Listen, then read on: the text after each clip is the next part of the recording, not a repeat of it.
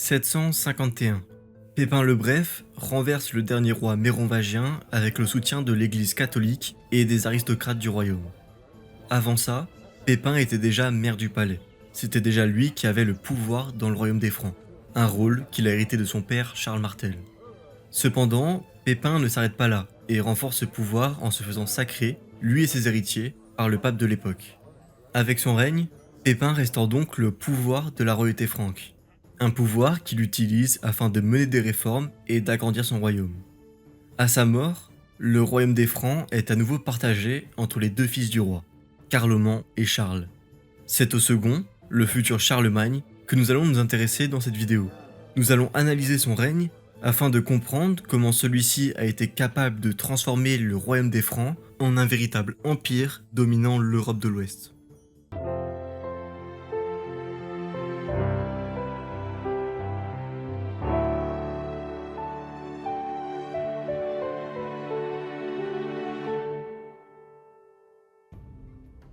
En 768, date de la mort de Pépin le Bref, 4 puissances se démarquent en Occident.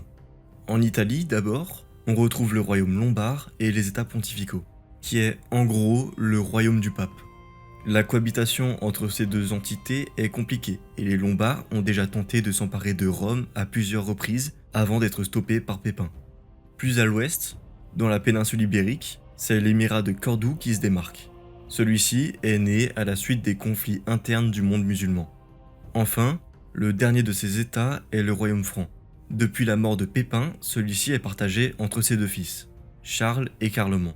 Le partage du royaume n'est pas clair. On représente souvent celui-ci de cette manière, avec les territoires francs et germaniques revenant à Charles et les territoires latins du sud et du sud-est revenant à Carloman. Toutefois, cette représentation est loin d'être parfaite et de représenter la réalité de l'époque. Mais plus important, il est essentiel de noter que les deux rois sont incapables de s'entendre et qu'ils deviennent rapidement des rivaux. D'autant plus que Carloman refuse d'aider son frère lorsque celui-ci engage une opération militaire pour pacifier l'Aquitaine en 769. En parallèle, Carloman épouse une princesse lombarde, probablement afin de renforcer sa position vis-à-vis de Charles. Toutefois, les deux frères ne sont pas seuls puisque leur mère, Bertrade, la reine de Pépin, est toujours en vie et s'efforce de protéger ses fils.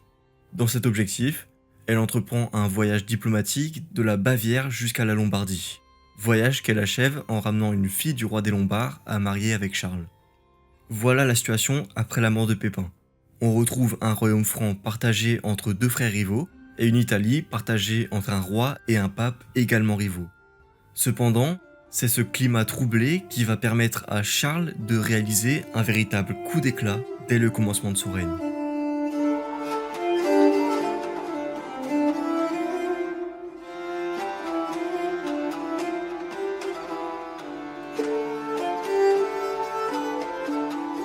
L'année 771 marque une fracture en Occident. Celle-ci est marquée par la mort subite de Carloman en décembre, puis par la mort du pape Étienne III en janvier de l'année suivante. Ces événements sont lourds de conséquences. D'abord, le roi des Lombards, Didier, est le beau-père de Charles et de Carloman. La mort de ce dernier offre donc une occasion au roi des Lombards pour exercer son influence sur une partie du royaume franc par l'intermédiaire de sa fille. Ensuite, la mort du pape encourage les Lombards à reprendre leur offensive sur les territoires pontificaux. C'est pourquoi Adrien, le nouveau pape, lance un appel à l'aide à Charles. Celui-ci ne perd pas de temps. D'abord, il répudie sa femme lombarde, qu'il remplace par une aristocrate souabe afin de renforcer son pouvoir au sein du royaume. Ensuite, il chasse la veuve de Carloman et ses deux fils en s'emparant des terres de son frère. Enfin, dès 772, il engage une campagne militaire contre les Lombards qui sont écrasés, tandis que son armée pose le siège devant Pavie où le roi Didier s'est réfugié. Charles se rend lui à Rome où il promet de restituer ses terres au pape. Finalement, c'est en 774 que Pavie tombe. Charles élimine alors les fils de son frère et se fait proclamer roi des Lombards. Ainsi, il intègre l'Italie au Regnum Francorum et devient le meilleur allié de la papauté. Toutefois, les Lombards ne sont pas totalement soumis, et Charles a toujours des ennemis à l'extérieur de son royaume. Le roi va donc utiliser les années suivantes pour renforcer sa position. Dès 772, le roi des Francs mène une expédition chez les Saxons. ce peuple guerrier et païen qui borde le nord de son territoire. Il utilise pour ça des justifications religieuses, notamment le fait que les Saxons ont transformé une église en écurie. Cette expédition permet au roi d'amasser un butin, mais les Saxons y répondent en pillant la Hesse. Ainsi, en 775 et 776, Charles reprend la tête de son armée pour obliger ce peuple à se tenir tranquille. Ces campagnes mènent l'armée franque jusqu'à la Lippe et permet au roi de s'emparer de nombreux otages. En gros, il ramène avec lui les enfants de familles aristocratiques. Les Romains utilisaient le même stratagème pour forcer les Germains à se soumettre. C'est également pendant ces années que des expéditions militaires sont menées contre les ducs lombards de Bénévent et de Spolète, qui acceptent mal l'occupation franque. Avec leur soumission, Charles met enfin à genoux la résistance lombarde. Enfin, en 777, il est décidé d'engager un processus d'évangélisation des Saxons. L'entreprise est confiée à un abbé, mais rien ne garantit de sa réussite. Pour finir, c'est également cette année que Charles se décide à engager une expédition militaire en Espagne. Il rencontre pour ça le gouverneur musulman de Barcelone, qui est en pleine révolte contre l'émir de Cordoue. Ce dernier demande l'aide du roi des Francs et il lui fournit de nombreux otages comme preuve de sa bonne foi. Charles se laisse alors convaincre et promet d'intervenir contre l'émir.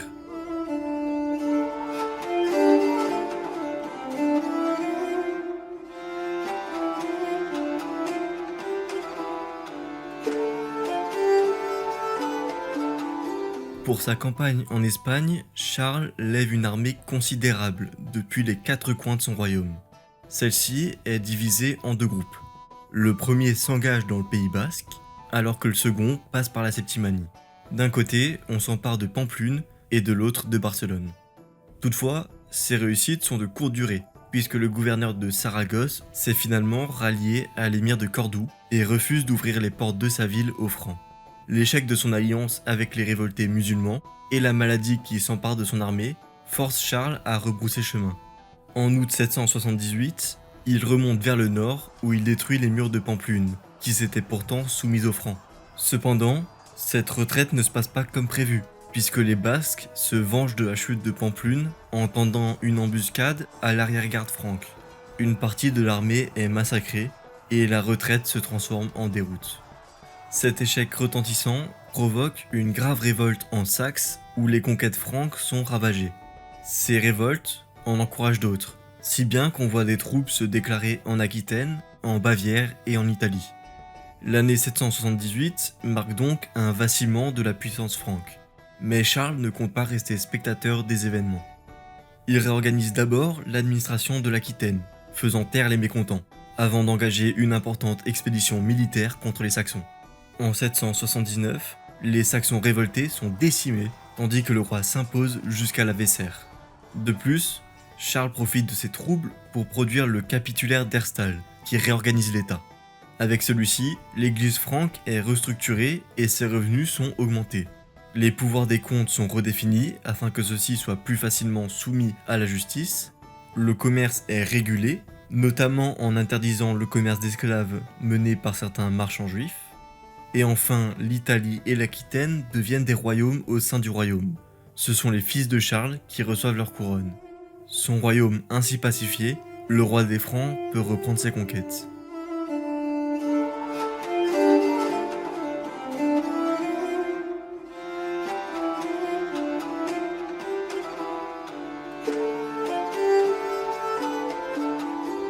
La décennie 780 permet à Charles d'étendre et de réformer son royaume. Elle est remplie de succès pour le roi des Francs. Du côté guerrier, le roi a affaire avec plusieurs ennemis. D'abord, il doit s'occuper des Saxons qui s'opposent toujours à son pouvoir. Il subit d'ailleurs plusieurs révoltes dans cette région. Entre 782 et 785, un cycle de révoltes et de répression se met en place. Aux destructions d'églises, Charles répond en massacrant des milliers d'otages. Au soulèvement, il répond en mettant le pays à feu et à sang. En 785, une paix temporaire est atteinte par les Francs. Plusieurs chefs saxons acceptent de se convertir, tandis que la loi franque leur est imposée. Des régiments saxons rejoignent même l'armée de Charles. Toutefois, cette paix est loin d'être acquise, et le roi devra user de déportations, accepter de nombreuses concessions juridiques et investir massivement dans l'évangélisation pour réellement pacifier la région vers 802. En 787, le roi met également au pas le duché de Bavière. Il finit par faire arrêter, juger et destituer son duc pour trahison avec le soutien du pape. La Bavière devient alors officiellement une marche du royaume. Cette région soumise permet au roi de lancer une offensive contre les Avars, un peuple nomade qui n'hésite pas à mener des pillages. L'offensive franque lancée en 795 est une brillante réussite et le camp principal des Avars est pris par le roi des Francs. Cette victoire permet de rapporter une quantité de butin gigantesque, du jamais vu pour les Francs, et de s'emparer de la partie occidentale de l'empire nomade qui devient la Marche de l'Est, l'Ostmark, ou l'Autriche en français. Cette décennie permet également aux Francs d'affermir leur position en Espagne, notamment lorsque le cousin et le fils de Charles, Guillaume et Louis, s'emparent de Huesca, de Gérone et de Barcelone en 800, fondant ainsi la Marche d'Espagne. Voilà pour les actions militaires, mais le roi et sa cour ne chôment pas non plus à l'intérieur du royaume. Cette décennie est également celle de la Renaissance carolingienne. Charles encourage ses ecclésiastiques à faire une correction de la Bible afin que son message soit parfaitement compris.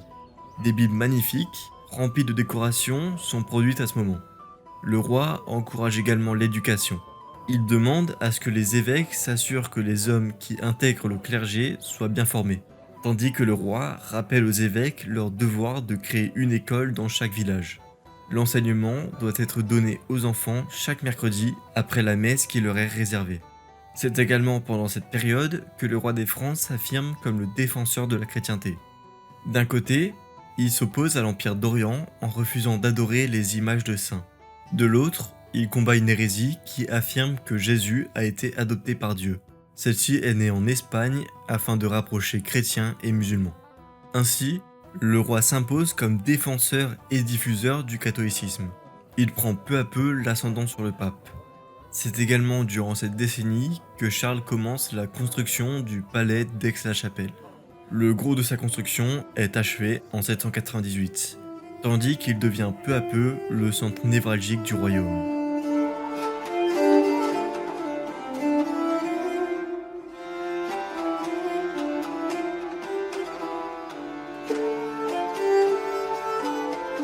Durant la décennie 790, plusieurs clercs de l'entourage de Charles encouragent le roi à devenir empereur. Le plus influent d'entre eux est Alcuin, l'un des grands artisans de la Renaissance carolingienne. Sa vision de l'Empire est unique et ne se rattache pas à l'histoire. Celui-ci doit être à la fois religieux et romain. Il doit rassembler la communauté des peuples chrétiens et protéger l'Église. En gros, l'Empire est la forme politique de la communauté chrétienne. Une série d'événements va alors accélérer le couronnement impérial de Charles. En 797, l'empereur de Constantinople est déposé par sa mère, Irène, tandis qu'en 799, le pape Léon III est victime d'une émeute à Rome, ce qui l'oblige à fuir la ville. Pour Alcuin, il y a 3 pouvoirs qui régissent le monde. Le pape, l'empereur de Constantinople et le roi des Francs. Or, en 799, il n'y a plus d'empereur à Byzance, tandis que le pouvoir du pape est remis en question à Rome. Il ne reste donc que le pouvoir du roi des Francs. C'est alors que le conseiller s'entretient 2 fois longuement avec Charles. C'est après ces rencontres que le roi prend la route de Rome en sachant qu'il rentrera empereur à Aix-la-Chapelle. Le 23 décembre 800 est tenu un concile à Rome. Durant celui-ci, le pape se défend contre les accusations qui ont mené aux émeutes, ce après quoi le concile décide que Charles doit être couronné empereur. Cependant, la cérémonie qui se déroule le 25 décembre irrite particulièrement le roi, puisque celui-ci doit s'agenouiller devant le pape pour être couronné. Quoi qu'il en soit, c'est bien à partir de cet instant que Charlemagne devient empereur de la chrétienté. Toutefois, ce couronnement ne signe pas une rupture dans le règne de Charlemagne. Celui-ci continue de gouverner comme il l'a toujours fait. Pour régner, il produit des capitulaires. Ceux-ci peuvent servir de loi ou être de simples décisions administratives. Les capitulaires doivent ensuite être appliqués par les vassaux de l'empereur, les comtes, auxquels le souverain confie une partie de son territoire. En parallèle, on retrouve également des ducs, qui sont de grands chefs militaires qui ont l'autorité sur plusieurs comtés, et des marquis, qui ont le même rôle que les comtes, mais au sein des marches de l'Empire. Pour s'assurer que ces aristocrates suivent bien les lois établies, Charlemagne s'appuie sur les missi dominici. Ce sont des commissaires royaux qui sont envoyés partout pour vérifier que les territoires du souverain sont correctement administrés.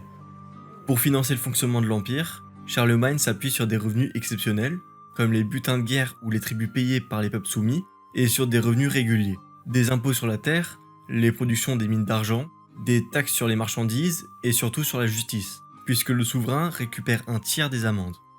Pour ce qui est de l'armée, tous les hommes libres doivent un service militaire en s'équipant à leurs frais. Même les abbés et les évêques participent en donnant la prière pendant les campagnes militaires. Ainsi, chaque année, Charlemagne lève une ou plusieurs armées. Le butin remporté lors des campagnes permet ensuite de rembourser les frais des hommes qui composent l'armée. Cependant, ce système est loin d'être parfait.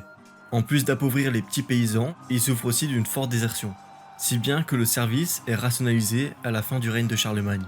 On effectue un roulement pour ne pas lever tous les vassaux en même temps et donc éviter qu'une région soit appauvrie, et on ne lève plus des vassaux trop éloignés du théâtre d'opération.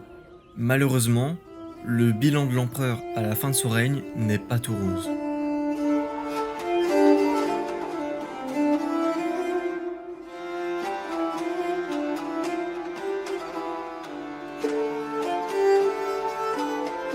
C'est à partir de 806 que l'empereur essaye de préparer sa succession. Il prévoit alors la division du royaume entre ses trois fils. L'Aquitaine et ses environs devraient revenir à Louis, l'Italie et la Bavière à Pépin, et enfin la Francie et la Bourgogne devraient revenir à l'aîné, Charles. Dans ce document, la dignité impériale n'est citée nulle part. Il est donc probable qu'elle devrait revenir à l'aîné. Ainsi, il est prévu que le territoire des Francs soit une nouvelle fois divisé entre plusieurs rois, qui deviendraient forcément des rivaux à terme. Cela n'arrivera jamais, puisque seul Louis survivra à son père. Il est d'ailleurs couronné empereur par son père en 813, sans intervention du pape ou du clergé. Cependant, la division de l'Empire prend sens lorsqu'on s'intéresse à sa conception. L'Empire en lui-même est dysfonctionnel. Il est trop pauvre en hommes et en ressources pour qu'une administration solide ne s'installe. D'autant plus que les vassaux tendent souvent vers une recherche d'indépendance et le détournement des fonds publics pour s'enrichir. La distance avec le pouvoir central encourage ces pratiques. D'ailleurs, c'est pour ces raisons que Charlemagne a été forcé de faire de ses fils des rois d'Italie et d'Aquitaine. Sans ça, il est probable que ces régions se soient opposées bien plus fortement au pouvoir centralisé de l'empereur. Du côté des lois, les capitulaires sont loin d'être respectés à la lettre. Les populations ne leur apportent souvent qu'une application toute relative. C'est un sentiment d'impuissance qui ressort des très nombreux capitulaires de l'empereur. Celui-ci tente également de combattre les clercs corrompus, qui ne profitent de leur statut que pour s'enrichir, exerçant leur pouvoir comme des grands seigneurs plutôt que comme des hommes de Dieu. Encore une fois, les tentatives de Charlemagne n'obtiennent qu'un résultat limité. Ainsi, seule la présence d'un empereur très charismatique, qui n'hésite pas à sans cesse combattre les pratiques néfastes, permet de maintenir un empire uni. En réalité, l'empire ne repose que sur la personne de l'empereur. Il est l'image du Christ et maintient de nombreux peuples très différents, de nombreux royaumes, marches, duchés, comtés, au sein d'une même entité politique. L'empereur s'occupe de tout et intervient dans tout. Il se déplace dans ses territoires, préside les assemblées qui rassemblent tous les grands de l'Empire, dirige les campagnes militaires. Si l'empereur ne se déplace plus ou n'est plus compétent, c'est le système entier qui s'effondre. Le rôle de Charlemagne est central et décisif. Sans un héritier exceptionnel à son image, l'Empire ne peut que défaillir.